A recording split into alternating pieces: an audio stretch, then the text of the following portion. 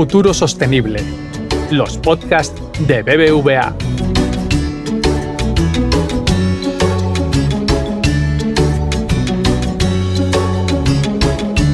Hola, bienvenido a Futuro Sostenible, un podcast de BBVA.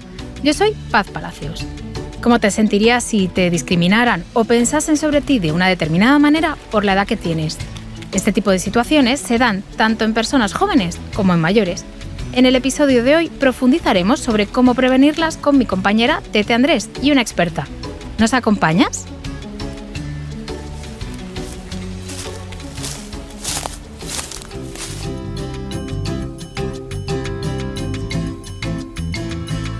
Hola Tete, cuéntanos, ¿con quién vas a hablar hoy? Hola Paz, esa discriminación tiene un nombre, también tiene unas consecuencias, sobre todo para nuestros mayores, unas consecuencias que abordaremos hoy de la mano de la psicóloga Silvia Álava.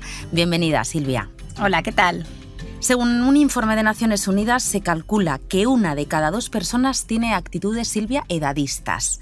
Como punto de partida, ¿qué es el edadismo? Cuando hablamos de edadismo, lo que estamos haciendo es que estamos metiendo a todas las personas que tienen la misma edad en el mismo saco y estamos dando por hecho pues, que van a tener unas actitudes, unos pensamientos, unas creencias, una forma de actuar bastante parecida. Este término de edadismo lo pronunció hace ya 50 años un gerontólogo y psiquiatra estadounidense que decía que se basaba en 3 elementos, que es las actitudes que tenemos hacia las personas mayores, la edad avanzada y el proceso de envejecimiento. Y al final se va a articular en torno a 3 grandes dimensiones psicológicas. Por un lado tenemos la parte de los estereotipos, que es cómo funciona nuestra mente cuando estamos con una determinada persona. También los prejuicios, que tienen mucho más que ver con los sentimientos. Y por último las conductas, que ahí tendríamos la discriminación. Por ejemplo, los estereotipos. Empezamos por ahí. Venga. ¿Qué es un estereotipo? Un estereotipo es una estructura cognitiva que está pensada para ahorrarnos tiempo y energía. Es decir, nosotros no podemos procesar toda la información que nos rodea, porque es que si no, no haríamos otra cosa a lo largo del día. De hecho, la gente que tiene un daño cerebral adquirido y tiene un problema en esa parte del cerebro que va seleccionando la información, se vuelven completamente inoperativas. ¿Y eso qué es lo que hace? Que cuando yo conozco a alguien, le meto dentro de un estereotipo. Cuando hablamos de edadismo, el estereotipo va por la edad. Y decido, bueno, pues por ejemplo, que todas las personas jóvenes son de una determinada forma. En el edadismo, cuando hablamos de jóvenes, la connotación puede tener negativa es que son más egoístas, incluso llevarlo al último extremo de delincuentes directamente. Y cuando hablamos de personas mayores puede tener esa parte más positiva de calidez, pero una más negativa de incompetencia, de baja calidad de vida, de que ya no saben. Se ha terminado su tiempo. Que se ha terminado su tiempo. Eso sería más relacionado con la parte del estereotipo, con el pensamiento que hay detrás. Luego tendríamos que pensar que al final este estereotipo hace que generemos una serie de emociones, de sentimientos hacia ese grupo de personas, que es lo que llamamos los prejuicios. Que, por ejemplo, en las personas mayores, generalmente las emociones que más generan pues son de lástima, de compasión, de solidaridad. ¿Y esto qué hace? Pues que a muchas no les gustan y al final lo que terminan haciendo es que ellos mismos se apartan porque te dicen es que yo no quiero que sientas eso por mí. Pero lo más grave es que esto genera una serie de conductas y muchas veces son conductas de discriminación y tratamos a las personas simplemente por el hecho de pertenecer a un colectivo, a una raza, a una religión, a un sexo, a una edad, de una forma que puede estar incluso mermando sus derechos humanos. Existen 3 tipos de edadismo, Silvia: el interpersonal, el institucional y el autoinfligido, que al final es el que se dirige uno a uno mismo. ¿A qué se refiere cada uno de ellos? Cuando hablamos de edadismo están estos 3 que tú has dicho. El institucional es el que parte de las instituciones, que tiene mucho que ver con las leyes o con las normas sociales, que además es difícil de percibir. ¿Por qué? O sea, hay edadismo detrás de las leyes. Hay edadismo detrás de muchas leyes y es difícil de percibir porque como son cosas que siempre se han hecho así, nos parece normal que a una determinada edad la gente se tenga que apartar del trabajo o que ya no le tengamos que dar más responsabilidad o que a partir de una determinada edad, bueno, pues determinados determinados servicios médicos que ya no se ofrezcan. Cuando esto dices, esto es discriminación y va en contra de sus propios derechos.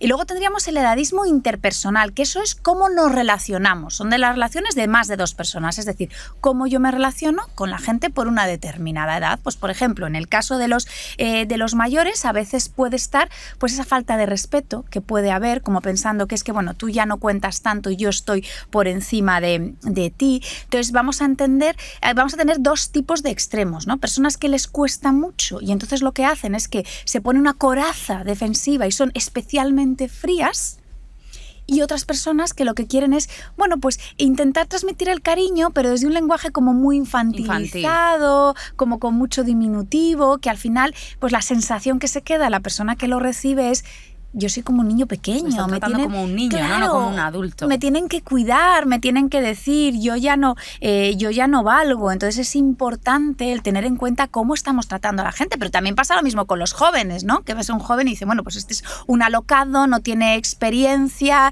no va a ser responsable. Pues no lo sabes, tendrás que conocerlo. Y todo esto termina en el edadismo autoinfligido, es decir, claro, la persona al final lo que ve es que en función de las leyes, de las normas sociales y de cómo me tratan, pues ese rol, esa etiqueta que me han puesto, ¿qué es lo que hago? Yo voy a actuar en función directamente de la etiqueta que se me ha puesto, percibes, ¿no? Y de cómo me está percibiendo la sociedad. Entonces, al final son ellos los primeros que incluso se llegan a apartar y entonces a lo mejor les apetece hacer mucho algo, pero es que yo ya soy mayor para esto. Pues puede que no sea mayor, puede que sea difícil, puede que sea complicado, vamos a ver qué es lo que hay detrás. O por ejemplo, esta frase que también tiene mucho que decir es, bueno, yo soy mayor, pero de espíritu joven. Al final hay una connotación muy negativa de la edad, pero muy positiva de la juventud. Es que a lo mejor tenemos que empezar a cambiar las frases y decir, yo me siento con fuerza, me siento con energía, creo que puedo seguir haciendo muchísimas cosas. Es importante que nos vayamos dando cuenta de cómo funciona la sociedad, de cómo este edadismo está presente pues en todos los niveles. ¿Para qué? Para que podamos empezar a cambiar las cosas. ¿Crees que hay algún motivo que lleve a discriminar por edad? Fíjate que ya Robert Butler, que hemos dicho que era la persona que acuñó este término de edadismo, decía que eran principalmente 3 motivos: el miedo a la muerte, el auge de la cultura de la belleza y la juventud y el culto a la productividad. Entonces, ¿qué es lo que pasa? Que claro, según vamos cumpliendo años, esa parte de juventud, belleza, productividad, nos vamos alejando y cada vez nos acercamos más a la muerte. Y eso en ocasiones nos da miedo y por eso queremos apartarnos de ello. Y esto es algo que luego, además, se va a ver en todos los factores de la vida. Pues, por ejemplo, en el trabajo, es que a partir de una determinada edad, pues a lo mejor se empieza a considerar que eres menos dinámico y no se tiene tanto en cuenta todas esas experiencias que puedes tener y se prefiere gente más joven, más moderna, más dinámica. También va a afectar a la salud, a la calidad de vida, incluso cuando tenemos esas conductas edadistas de tratarles así, como si fueran menos, desde nosotros, como más desde arriba, pues directamente puede estar relacionado con sufrir depresión. Incluso la Organización Mundial de la Salud nos dice que estas personas pueden llegar a vivir incluso 7 años y medio menos. Pero también en el ámbito familiar, porque en ocasiones somos nosotros mismos los que a nuestros mayores les tratamos desde esa condescendencia, desde ese amor malentendido de yo lo hago por ti, por cuidarte, pero en la forma, bueno, pues lo que va implícito es el tú ya no cuentas tanto, pero en todos los ámbitos, porque ¿qué pasa con el amor y con las relaciones personales? Nos da la sensación que es que, no, a partir de una determinada edad ya no hay interés en tener pareja, en conocer nuevas personas o incluso en vivir la sexualidad de una forma plena, cuando no tiene por qué ser así. Claro que sí, porque no va a seguir habiendo amor aunque te vayas haciendo mayor. Silvia, aunque el edadismo puede afectar tanto a jóvenes como a mayores, sí que es verdad que nuestros mayores son los que más lo padecen. ¿Qué situaciones de edadismo sufren? Tenemos que pensar que es que el edadismo está muy basado en falsas ideas que están ahí como mitos relacionados con la edad que al final pues les perjudican. Como por ejemplo pensar, es que todas las personas mayores son inactivas. Bueno, pues no tiene por qué ser así. En estos momentos tenemos muchísimas personas mayores de 60 años. Fíjate que ahora tenemos más de 600 millones de personas mayores en el mundo. Y además se prevé que el número crezca y en 2050 alcanzar los 2 millones. Y hoy en día ser mayor no es sinónimo de tener problemas de salud. La medicina ha avanzado muchísimo y tenemos mucha gente mayor pues que tiene mucha energía y que todavía está dispuesta pues a seguir colaborando con las empresas en las que están en la familia, a disfrutar de su vida. También, por ejemplo, está el edadismo digital. Y es es que los mayores de tecnología no saben, no se enteran, no entienden nada. Cuidado, no tiene por qué ser así. Son muchos los mayores que quieren aprender, pero claro, hay que enseñarles. No, es que de mayor ya no se puede aprender. Sí, está bastante demostrado que es verdad que el proceso de aprendizaje sigue existiendo, pero quizás hay que enseñar los contenidos de forma un poquito más diferente. Bueno, pues adecuándonos a la velocidad. Pero por supuesto que se puede aprender. Pero claro, hay que enseñárselos y hay que mostrárselo atractivo o decirles esto de, no, es que tú a tu edad ya no puedes hacer eso. Hay que tener también mucho cuidado con la sobreprotección, porque igual que hablamos muchas veces de los efectos que tiene la sobreprotección con los niños pequeños, es que esa sobreprotección también se da luego con los mayores. Es aplicable a los mayores. Es aplicable a los mayores. Es esa sensación de, bueno, es que a ver si va a pasar algo, ¿no? Y si tú no hagas esto, a ver si te caes. Y si te pasa esto, y si te pasa lo otro. Y entonces les vamos limitando de tal forma que es que al final lo que le estamos haciendo es cada vez más y más chiquititos. Y que apliquen el edadismo autoinfligido, ¿no? Que es el que hablábamos antes. ¿Las personas son conscientes de que pueden estar teniendo actitudes edadistas? Pues no es tan fácil, es que no siempre es así. ¿Por qué? Porque hay una parte que está muy inculcada por la sociedad y desde que somos bien pequeños. Los niños ya tienen una capacidad de observación impresionante y se dan cuenta pues, de cómo se tratan a los mayores. Entonces, como son cosas que están tan interiorizadas, pues a veces no nos damos cuenta. Si bien es cierto que hay actitudes que son ya edadistas, que sí que se hacen, por así decirlo, adrede y es una forma explícita, hay otras que son muy implícitas. Por ejemplo, el lenguaje. Es que hay muchas personas que ese tono de diminutivos, más paternalista, más lo viven como, pero si es que lo hago desde el cariño. Y dices, sí, desde el cariño lo estamos haciendo, pero lo que no somos conscientes es el daño que le estamos haciendo a esta persona. O, bueno, pero si yo ya sé mejor que él o que ella lo que le conviene, ya, pero es que tiene que participar en el proceso para tomar sus decisiones y tenemos que respetar sus preferencias. Al final estamos malentendiendo la empatía, porque está muy bien empatizar, ser consciente de las dificultades que tiene, pero eso no significa que entonces yo me pueda poner como por encima para decidir por ti y para cuidarte desde un rol de cuidador y además hacértelo ver. ¿Qué importancia tiene la educación a la hora de prevenir el edadismo? ¿Es clave? Es muy importante que seamos conscientes cómo estamos educando y también tener en cuenta, pues qué tipo de personas tienen más riesgo. Por ejemplo, sabemos que ser varón, ser joven, que tener cierto miedo o ansiedad hacia la muerte y haber recibido una menor educación, es más probable que estas personas tengan esas conductas más edadistas. Sin embargo, pues determinadas personas con variables de personalidad o sobre todo las que han convivido con gente de todas las edades, esas suelen ser mucho menos edadistas. Y al final también hay que tener en cuenta, porque por ejemplo, a nivel de persona mayor, ¿quién es la que tiene más riesgo de sufrir esto? Pues las que son más mayores, las que tienen problemas de salud o necesitan tener, pues el cuidado de otras personas. Quizás son más dependientes. Claro, ¿no? Porque son más dependientes. También depende mucho de dónde estamos viviendo, de la esperanza de vida, pero sobre todo de calidad de vida que está en el país en el que vives. ¿Crees que junto con la educación, la empatía, que además lo has mencionado antes, es también la clave para que el edadismo desaparezca o al menos disminuya? Yo creo que sí, que es que al final tenemos que pensar en todo, en educación, en empatía, pero fíjate que creo que hay que ir en un paso previo. O sea, antes lo primero que tenemos que hacer es visibilizarlo. Ser conscientes de que este problema existe. Porque a lo mejor muchas personas que están escuchando este podcast se están planteando y diciendo, anda, fíjate, si yo con mi mejor intención a mi padre, a mi madre, a mi abuelo le hablo así, y ahora nos caemos en la cuenta diciendo, anda, incluso fíjate, a uno mismo. Porque o nosotros mismos. Soy mayor, pero de actitud o de espíritu joven es algo como que algunos lo repetimos Algunos mucho. no lo repetimos. Entonces, yo creo que es importante que lo podamos visibilizar. También es muy importante la responsabilidad que tienen los medios de comunicación.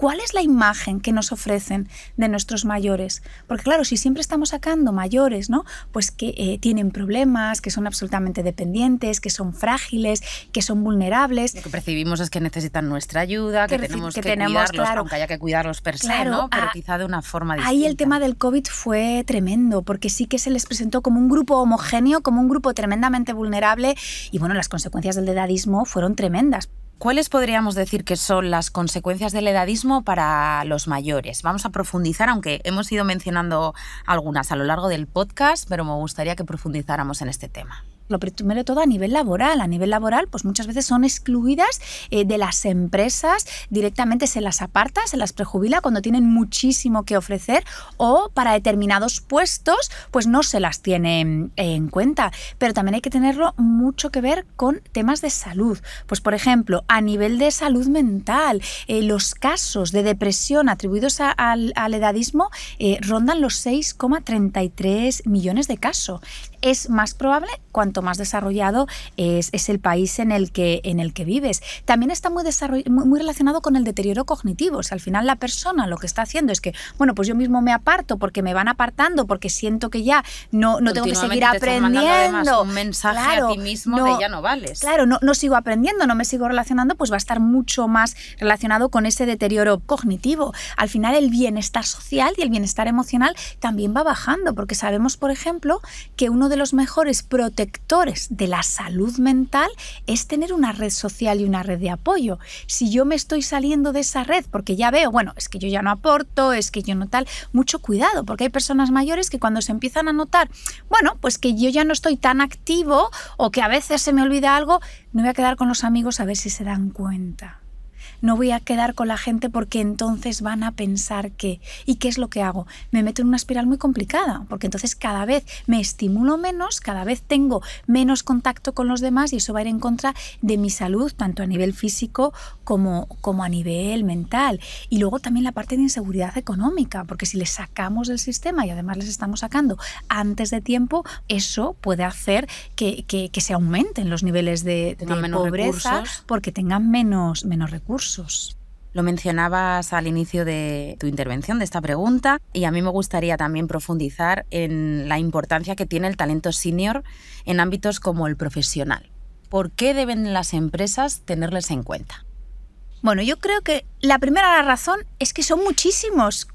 Se nos ha invertido la pirámide. Ahora, personas mayores de 60 tenemos muchísimas. Luego, aunque sea, ¿no?, simplemente por ese dato, vamos a tenerlas en cuenta. Pero es que luego, además, pueden aportar muchas cosas. Lo primero de todo, experiencia. Van a tener mucha más experiencia y muchísima más perspectiva. ¿Por qué? Porque estos años de experiencia juegan siempre a su favor y les va a permitir sobresalir en sus roles y les va a permitir, bueno, pues hacer una toma de decisiones quizás mucho más racional y más basada en cosas que ya han vivido, en todo ese expertise que pueden llegar a tener, pero también en el ámbito emocional, porque todas esas habilidades socioemocionales, bueno, pues han tenido mucho más tiempo para desarrollarlas en contextos diferentes, con gente diferente, bueno, y todo eso también da un bagaje, pues que una persona joven no lo va a tener. Sabemos además que las empresas que tienen ese enfoque hacia la diversidad y sobre todo entendiendo diversidad y de la que hablamos de diferentes edades, bueno, tiene un efecto mucho más positivo porque los equipos se hacen más flexibles y son más capaces de solucionar problemas. También esa parte de intercambio de conocimientos. Bueno, pues hay empresas que tienen estos comités de sabios o comités de expertos, ¿no? Directamente. ¿Quién crees que tiene la clave para que se produzca un cambio positivo en cuanto al edadismo? ¿Las organizaciones e instituciones? ¿Nosotros como ciudadanos o ambas por la necesidad de que el trabajo se haga en equipo? Pues yo creo que todos tenemos que buscar cuál es lo que podemos hacer, porque cuando vamos buscando la responsabilidad de cada uno nos da la sensación que entonces lo que miramos es, bueno, si el otro todavía no ha barrido su casa, a mí no me toca barrer la mía, ¿no? Que empiece él, es una que actitud empiece un poco ella, egoísta, que es una actitud bastante egoísta. Entonces vamos a empezar a decir, oye, todos podemos hacer cosas, está en nuestra mano. Si bien es cierto que, por ejemplo, la ONU nos dice que son fundamentales 3 estrategias. Por un lado, lo que hemos dicho de ese edadismo institucional. Hay que establecer políticas y leyes útiles, bueno, para evitar cualquier tipo de discriminación a cualquiera, pues, persona de cualquier edad, de sexo, de religión. Entonces, esto es muy importante porque es que si no, directamente estaríamos vulnerando, como a veces se vulneran, los derechos humanos. También hay que desarrollar iniciativas a todos los niveles, a nivel de educación, o sea, en los colegios, en los institutos, en las universidades, tanto de forma reglada como no reglada, ¿no? ¿Cuáles son esos estereotipos que estamos transmitiendo sobre la edad que hay que desmontar y que hay que romper? Y lo más importante de todos, lo que sabemos que tiene una mayor evidencia, es que haya mucho contacto intergeneracional. ¿Por qué? Porque de esa forma ya las personas directamente van a ser capaces de romper el estereotipo. ¿Qué pueden hacer las empresas o las administraciones para luchar contra este tipo de discriminación? Yo creo que es importante que nos demos cuenta que es que quizás el entorno laboral, el entorno empresarial es donde el edadismo está más presente. Ya hemos comentado que es que hay muchas empresas donde a partir de una determinada edad se sale fuera, se van dejando de lado, no se les tiene en cuenta, no se les escucha.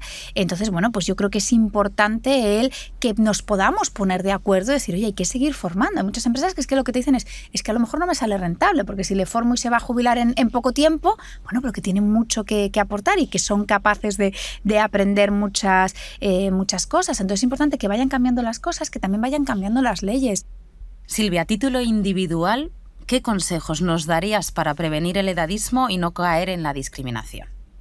Yo creo que es importante pararse muy bien y observar y darnos cuenta que esto existe. Por lo que decíamos antes, es que si no somos conscientes de que tenemos un problema, no vamos a poner solución al problema, así que vamos a pararnos y vamos a actuar desde la conciencia.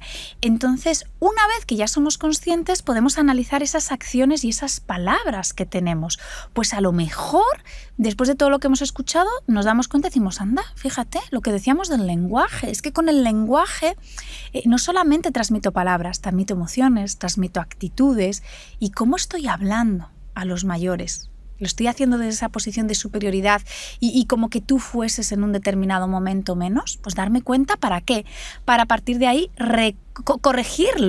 corregirlo y poder decirlo de otra manera. Pues, por ejemplo, ¿qué tipo de términos utilizamos para referirnos a los mayores? O a los jóvenes también. A los jóvenes también, ¿no? Vejez, bueno, pues nuestros abuelitos, que da la sensación como esa fragilidad, ¿no? Ancianos, es que a lo mejor hay que ser más objetivos, persona mayor, persona, ¿no? Persona joven. También es interesante ir detectando el edadismo en los demás y poderles explicar siempre de forma muy asertiva, oye, ¿te has parado a darte cuenta cómo te has dirigido, qué actitud has tenido con esta persona? Y en el caso de que una persona esté siendo edadista consigo mismo, bien sea mayor o joven, ¿qué consejos les darías? Porque claro, muchas veces igual no lo percibes. Yo creo que ahí de nuevo lo fundamental, esto es una cosa que decimos muchísimo los psicólogos, es que hay que trabajar el autoconocimiento, el ser consciente, bueno, ese diálogo interno que tenemos con nosotros mismos, cómo nos estamos hablando. Entonces, párate y observa muy bien cómo te estás hablando y piensa muy bien el peso que le estás dando a tu edad. ¿Te estás diciendo mucho, no es que yo ya soy mayor para, o es que soy demasiado joven para, o es que los jóvenes, es que los mayores? Es que es lo primero que tenemos que parar. Ese lenguaje vamos a cambiarlo, cómo nos estamos dirigiendo a nosotros mismos y ser conscientes de la persona que soy. Yo soy esta persona. Tengo estos puntos fuertes con lo que puedo aportar muchísimo. También sé que tengo otros puntos débiles, bueno, pues que a lo mejor tengo que mejorar. Pero entender que somos mucho más que la edad que figura en nuestro carnet de identidad. Silvia, muchísimas gracias por darnos luz en torno al edadismo. Gracias por haber compartido tus experiencias y tu conocimiento aquí en Futuro Sostenible. Muchas gracias a vosotros por haberme invitado. Y con este mensaje de Silvia creo que ha llegado el momento de reflexionar y barrer nuestra propia casa para empezar a mover la rueda. Si te ha gustado el contenido, te animamos a suscribirte y a recomendar Futuro Sostenible en tu plataforma de podcast preferida, en redes sociales y, como no, entre tus amigos.